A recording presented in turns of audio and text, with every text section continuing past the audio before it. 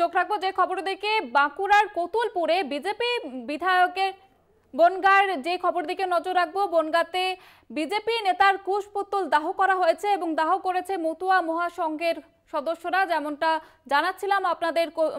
বনগাঁতে এই ঘটনাটি ঘটেছে।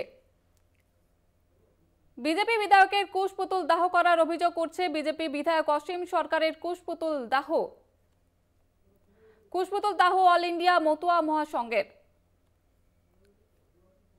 আর বিষয়ে বিস্তারিত জানাবে টেলিফোন লাইনে রয়েছে আমাদের প্রতিনিধি দেবাশিস মণ্ডল। দেবাশিস, কি জানা যাচ্ছে, কি কারণে কুশপুতুল দাহ?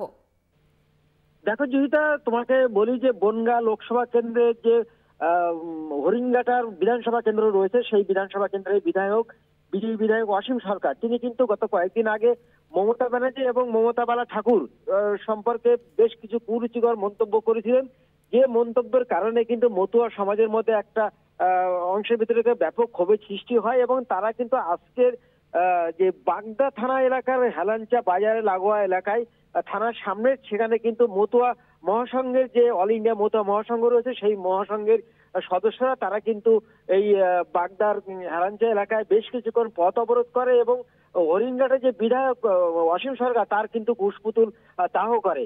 এবং সেটা যদিও হরিঙ্গাটের বিধায়ককে প্রশ্ন করা হলে তিনি কিন্তু অস্বীকার করেন। তিনি বলেন, না, আমি মমতা বালা বা মমতা ব্যানার্জি সম্পর্কে অন্য কুরুচিকর মন্তব্য করিনি, যদি এরকম কিছু ঘটে থাকে আমি তার সাজা আমি পাবো।